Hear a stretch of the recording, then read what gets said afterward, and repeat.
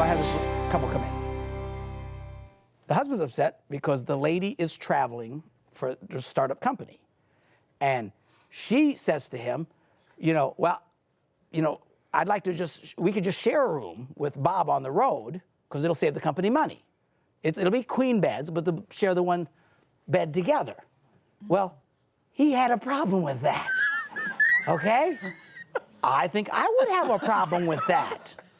So they come and to fight it out with me. This is true. Yeah, well, most of what I say is true. So anyway, they try to make their case, and it's like that third party has got to say, whoa, wait a minute. Now, the one who didn't want to bring it was the lady. See, at some level, these people who really push the limits, they don't want anybody because they know they can't sell it to anybody else. But that's when you need to go have somebody else step in. You're a devout Christian couple. Well, I want to look at porn. You know how many couples right now listen to that? And the one, usually the guy, has got the other woman just beaten into fear and submission. And, if you really love me and trust me, and there's nothing wrong with it, and there's unconditional love, and all these phrases, they're brilliant at getting away with all this stuff. But they don't want to talk to anybody else about it. Because why? Who's going to sell that? They come talk to you and me? That's not going anywhere. And the list goes on and on and on. When you start really having bad situations, you really have got to force the issue. And usually the one will force the other. It's unlikely that you'll get both of them to agree to go to a third party.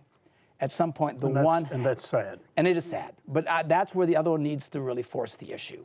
And you need to take a stand, which people are very uncomfortable with. And again, as long as you have the idea, well, gee, if we love each other, we shouldn't have to worry about these things. These are really big deals that will have a negative impact.